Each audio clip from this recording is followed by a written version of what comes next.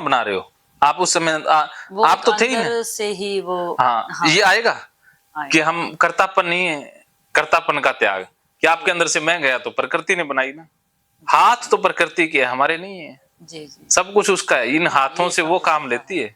सचिन जब क्रिकेट खेलते थे, सचिन नहीं खेलते थे, प्रकृति खेलती थी। जब माइकल जैक्सन जब डांस करते हैं तो माइकल जैक्सन होते कहाँ हैं, वो तो गायब हैं, प्रकृति कर रही है अपना अलग अलग वो प्रकृति का ही है। हाँ, तो देखो जब माइकल जैक्सन जब डांस करते हैं तो इतना अद्भुत डांस प्रकृति करवा सकती है, इंसान के बस की बात कहाँ है जी। हैं? तो ये है असली कुदरत का कमाल कि हमारे माध्यम से फिर कुदरत काम करती है, हम करते ही नहीं, हम होते ही नहीं। अहंकार गया तो फिर कुदरत आई। जब तक अहंकार है मैं हूं तब कुदरत कहती है तू ही रह ले, मैं नहीं आऊंगी, भगवान नहीं आएंगे फिर। नहीं नहीं, भगवान अहम ईगो के पास तो हाँ, तो जब ईगो गया तो भगवान आ गया, वो कहता अब तो तेरा शरीर मेरा है तो अब मैं इससे काम लूंगा। तो फिर पता नहीं वो क्या काम ले लेता है जी। फिर वो आइंस्टीन के अंदर से आविष्कार करवा लेता है, कबीर के अंदर से दोहे भेज देता है, नानक के अंदर से साखियां और भजन भेज देता है, हरिवंश राय बच्चन जी से कविताएं उगलवा लेता है, इतनी अद्भुत कविताएं, मीरा से भजन का। तो देखो है ना। हाँ, हर किसी में अपना एक होता है। वो तब होता है जब फल की आसक्ति और कर्तापन का त्याग हो जाता है। हाँ, इन चीजों में एक और खास बात, कृष्ण कर्म त्याग की बात नहीं कर रहे, कृष्ण बात कर रहे हैं फल त्याग की। हमने उल्टा समझा, हमने कर्म ही त्याग दिया। नहीं नहीं, फल त्याग की बात है। डिप्रेशन में कर्म ही तो त्यागते हैं, फल कहाँ त्यागते हैं, फल को ज्यादा पकड़ लेते हैं, फल को पकड़ लेते हैं तभी कर्म ही त्याग देते हैं। तो कृष्ण कह रहे हैं कर्मों को करो, फल त्याग दो बस। हमने उल्टे काम तो उल्टे ही करते हैं, आपस कौन से सही करते हैं। कृष्ण कहते हैं उस लड्डू गोपाल घर में रखेंगे, कृष्ण की मूर्तियां सारी दुनिया में सबसे ज्यादा, सारा कुछ कृष्ण का ही रखेंगे, कृष्ण राधे राधे, मैं तो कृष्ण की भक्त हूँ। जीवन में जब हाँ, जीवन में कृष्ण का नाम रखने से तो कुछ ना जीवन में कृष्ण को आने नहीं देंगे। वो कहते हैं ना दिमाग में रखेंगे, दिल में कृष्ण नहीं आने देंगे। तभी फंसते हैं, तभी फंसते हैं, ये तो है। इसलिए मैं कहता हूँ कृष्ण को जीवन में अपना लो। कृष्ण सोच का नाम है, एक चेतना का नाम है, उसको दिमाग सोचने का तरीका कृष्ण में हो जाए, जीवन में कर्म कृष्ण में हो जाए, वो असली बात है। नहीं है, सही है ये भी बातें तो गीता में है ही सही। तो पाप पुण्य की बात हो गई, इससे तू समत्व योग में लग जा, ये कर्म बंधन से मतलब अर्थात कर्मों में फिर बंधन नहीं रहेगा, अर्थात बोझ नहीं रहेगा, फिर हमारे लिए सब कुछ आनंद ही हो जाएगा। क्योंकि समबुद्धि से युक्त ज्ञानी जन कर्मों से उत्पन्न होने वाले फल को त्याग कर जन्म रूप बंधन से मुक्त हो निर्विकार परम पद को प्राप्त हो जाते हैं। निर्विकार क्या है कि जो ऐसा आनंद जिसमें कोई विकार नहीं है, आनंद में विकार नहीं है, निर्विकार परम पद का है। परम पद का मतलब आनंद की वो अवस्था। जब हम फल त्याग करके कर्म करते हैं तो हमें जो अनुभूति होती है, अनुभव होता है, वो निर्विकार परम पद है, और उसी में कोई बंधन नहीं है, क्योंकि उससे हम पास्ट से भी छूट गए। बंधन क्या है, पास्ट याद है हमें, फ्यूचर भी, फ्यूचर की चिंताएं हैं, पास्ट का गिल्ट भी है, तो बंधन है ना। हम पास्ट से भी छूट गए, फ्यूचर में क्या होगा कोई पता ही नहीं है, बस इसी वक्त में खो गए, तो बंधनों से आजादी मिल गई। आप देखो हमारे सोच में जो बंधन है वो पास्ट और फ्यूचर के ही होते हैं। जी जी बिल्कुल, प्रेजेंट में रहते तो दुख होता ही नहीं। उन चीजों को, पास्ट की चीजों को सोच सोच के आज इतना डिप्रेशन के तो आज से डिलीट। वो कहते हैं ना यज्ञ की बात आएगी, तो एक यज्ञ करना, आपने आहुति दे देनी है उसमें, कुछ ऐसी यादें, कुछ ऐसे स्क्रीनशॉट, कुछ ऐसे मैसेज जिनको आग के हवाले कर देते हैं, जिनको रिसाइकल बिन के हवाले, फिर हमेशा दिमाग से भी डिलीट, फोन से भी डिलीट। उन मैसेजों को जो आपके किसी पारिवारिक मेंबर ने भेजे, उनको डिलीट कर ही दें। जी बिल्कुल, करना ही होगा अब तो। हाँ हाँ बिल्कुल, अब उन मैसेजों की कोई कीमत नहीं है, कोई हमें कोई आसक्ति, अब कोई लालसा भी नहीं है कि किसी को कोई साक्ष्य पेश करना है, किसी को बताना है, हमें कोई मतलब नहीं। हमने उसे माफ कर दिया, उसको जीवन जीने के लिए छोड़ दिया, उसने किया वो उसका कर्म, उसके कर्मों की सजा उसे ही भुगतने दें, उसके कर्मों की सजा अब खुद नहीं भुगतनी। तो आज से ऐसी कुछ मेमोरी हैं आपके पास, उनको आप नष्ट कर दो। राइट? जी जी। क्या समझे? जो पास्ट की मेमोरीज है जिनकी वजह से आज हम दुखी हो रहे हैं, उनको सोच सोच के उनको अपने माइंड से ही हटा दें, डिलीट माइंड से हटा दो, और कुछ जो मैसेज आप बता रही थी कि मेरे पास हाँ, है, फोन वगैरह में जो भी होता है कर दें उनको। डिलीट कर दें। उनकी कोई जरूरत नहीं है। नहीं है, वो कचरा है। उसको जितना जल्दी हम डिलीट कर देंगे, मुक्त हो जाएंगे। समझ से जबरदस्ती तो अब हो ही नहीं रही, अब तो समझ गए आप। क्योंकि आपको पता लग गया ना कि ये वेस्ट ही है, अब वेस्ट है। पहले तो लगता था कि कभी वक्त आएगा हम हाँ, अपने आप को होता था कभी, हाँ, करना पड़ जाए, करना पड़ जाए, लेकिन अब करने की भी इच्छा नहीं है, अब लालसा ही नहीं है। अब किसी को नीचा दिखाना भी नहीं बचा, सब कुछ नहीं। छोड़ दिया, अब न्यूट्रल हो गए।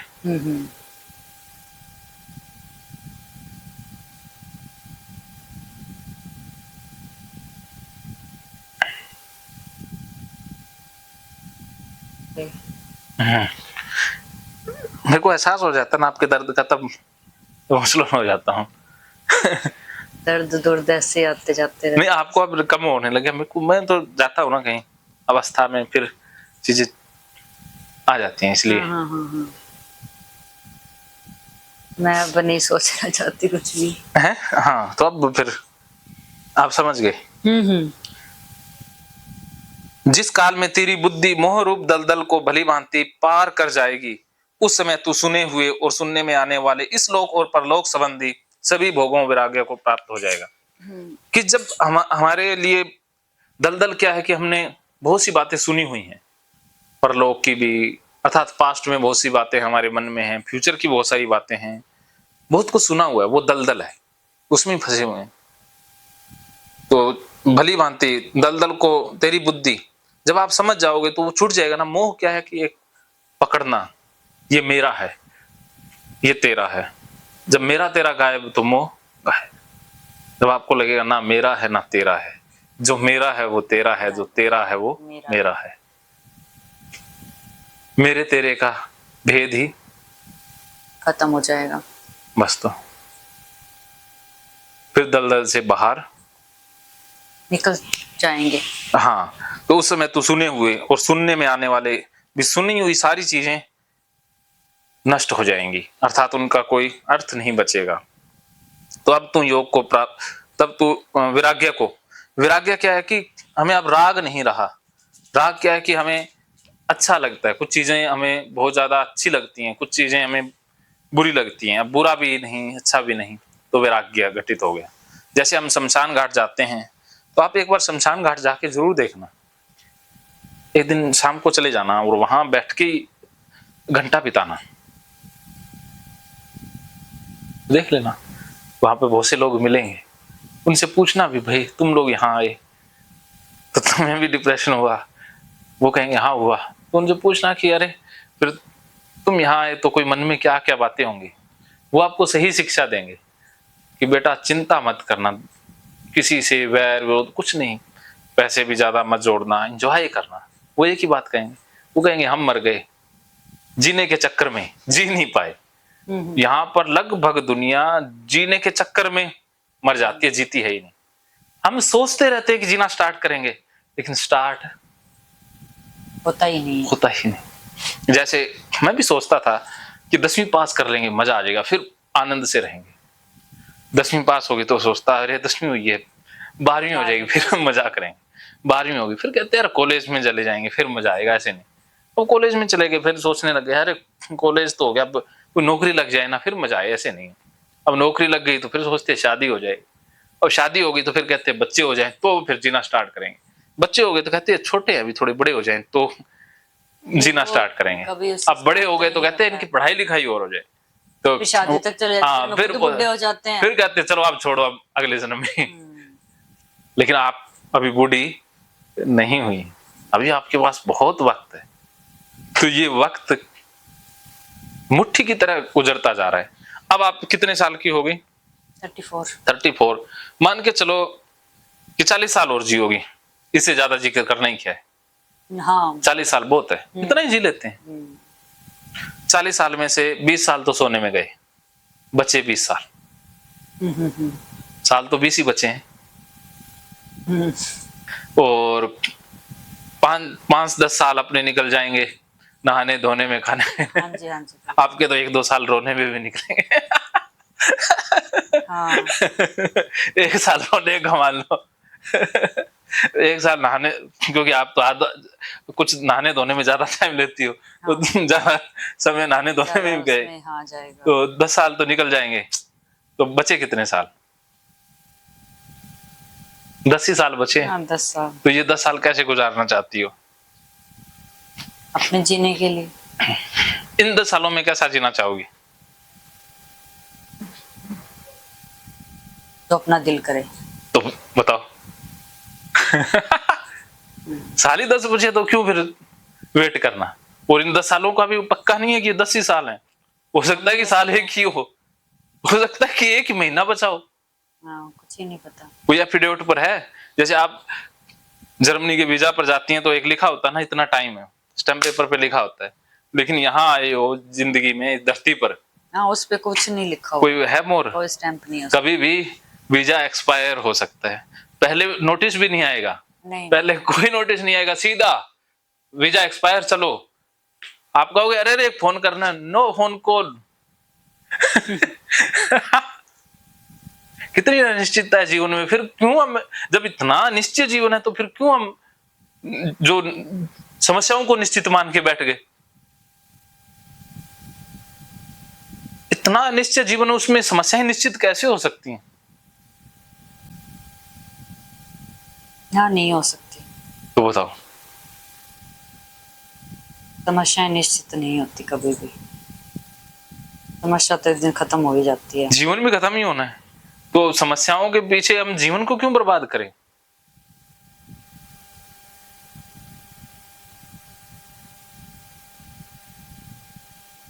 तो कब से जीना स्टार्ट करना है? बस जीना शुरू कर दिया है मैंने तो। कर दिया ना? हाँ हाँ तो बस मिठाई इसी का ही परिचायक थी, क्या अपने मुंह मीठा करवा दिया तो आपने जीना स्टार्ट कर दिया। बिल्कुल, बदल गए। धीरे धीरे सभी बदल जाएगा। आपने फास्ट बदलना है। हाँ मेरा तो फास्ट ही है। हाँ।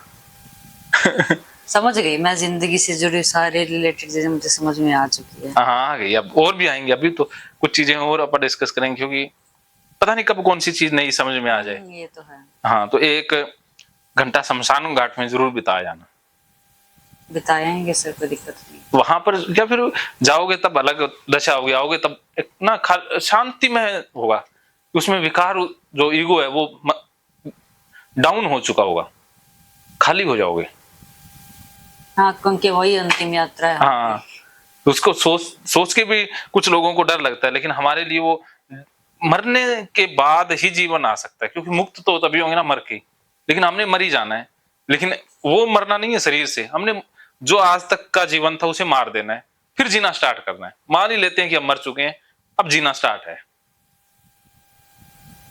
इसी जन्म में दोबारा जीना है, अब इसी शरीर से दोबारा जीना है अब।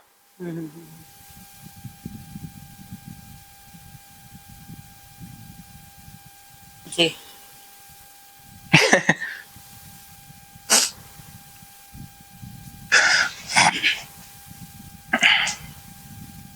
आज कुछ ज्यादा ही प्रवचन चल गए। आज आप कह रहे थे कल कर, क्योंकि आपके मुझे ये एक्सप्रेशन लगता है मैं बहुत ज्यादा बोल जाती हूँ, फिर मुझे ऐसा लगता है थोड़ा कम बोलना चाहिए। नहीं नहीं ऐसा नहीं है, आप बहुत अच्छा बोलते हो। देखो मैंने इतने लोगों को हैंडल किया होगा, उन सब में आप अलग हैं, और आपका बोलना, एक्सप्रेशन सब कुछ अलग है। ये तो सर आप सुनते हो इसलिए आपको ज्यादा पता लगता होगा। हाँ। मैं तो हमेशा से ऐसा करती हूँ, 2 चीजें हमें खुद को फील नहीं होती। इसमें एक में 2 लीड है, 2 टाइप के चार्जर है ना। ये उसके हैं माइक के।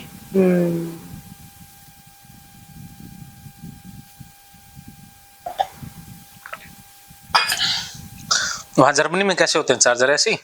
हाँ अपने वाले ही होते हैं सब, यही सिस्टम है सारी जगह। अच्छा चालू है, ओके। तो एक बहुत बेहतरीन श्लोक अब भगवान श्री कृष्ण कह रहे हैं, भांति भांति के वचनों को सुनने से विचलित हुई तेरी बुद्धि जब परमात्मा में अचल और स्थिर ठहर जाएगी, तब तू योग को प्राप्त हो जाएगा, अर्थात तेरा परमात्मा में नित्य संयोग हो जाएगा। हमारी बुद्धि विचलित क्यों हुई है? हमारी बुद्धि में कचरा कहां से आया है? हमारे मन में कचरा कहां से आया है? कहां से आया है? बाहर से। बाहर से कृष्ण कह रहे भांति भांति के वचनों को, भांति भांति के लोगों से भांति भांति की बातें सुनिए, वहीं से आया है। अपने अंदर हाँ, कचरा आ गया ना। कर लिया। तो दूसरों को सुनना नहीं है, खुद को सुनना है, क्योंकि खुद को खुद से बेहतर ना तो कोई सुन सकता है ना कोई जान सकता है। जब हम खुद ही मालिक हैं तो दूसरों की क्यों सुने बकवास? आज से एक वादा करो खुद से, मेरे से नहीं, खुद से, कि मैं अब दूसरों की बकवास नहीं सुनूंगी, अब मैं खुद की सुनूंगी। बहुत सुन ली दूसरों की, अब खुद की सुननी है। तो भांति भांति के वचनों को सुनने से हमारी बुद्धि भी, जब वैरायटी ऑफ लोगों की बातें सुनते हैं, क्योंकि इस दुनिया में कोई ना कोई कुछ तो कहेगा। जब ये स्टीम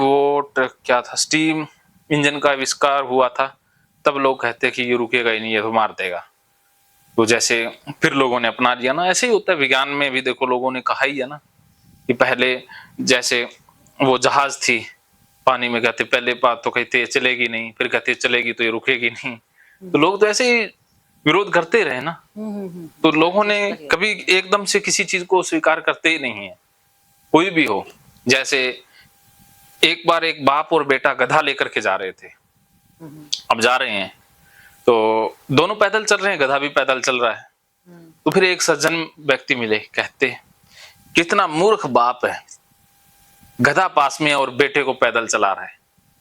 तो उसने बाप ने उस सज्जन की बात मान ली और बेटे को ऊपर चढ़ा दिया।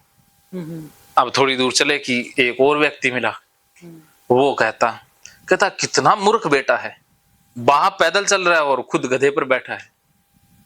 तो बाप बेटों ने दोनों ने उसकी भी बात मान ली, अब दोनों ही बैठ गए गधे के ऊपर।